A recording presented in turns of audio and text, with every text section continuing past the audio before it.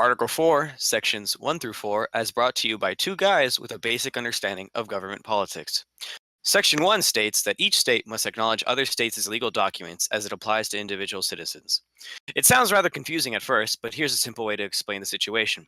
Here, we have our home state of California. If I was to get a driver's license in the state of California and then visit Nevada, a police officer there can't give me a ticket because my California driver's license isn't one from Nevada. A driver's license, while not expired, applies to all U.S. states. Article 4, Section 2. The citizens of each state shall be entitled to all privileges and immunities of citizens in the several states.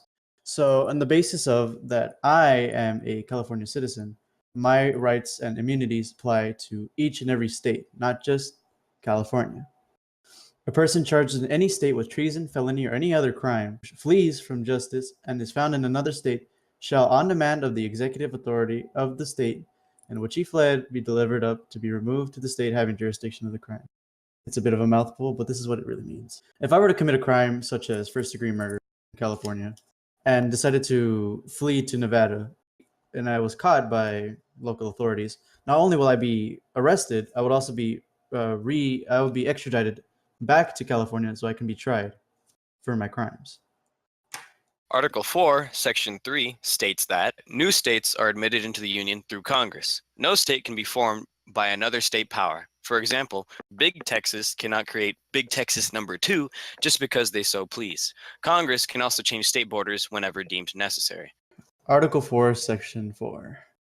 The United States shall guarantee to every state in this union a republican form of government and shall protect each of them against invasion and on application of the legislature or of the executive against domestic violence. So basically, if something like in the remake film in 2012 or the original film in the 1960s, Red Dawn, were to occur, per se, some foreign force or invasion just comes and invades us, the government has to step in and offer the protection. Something like that wouldn't happen. Soldiers, military would have to mobilize in, or the police would be militarized, such as what happened in Ferguson during the riots. A lot of the police were militarized.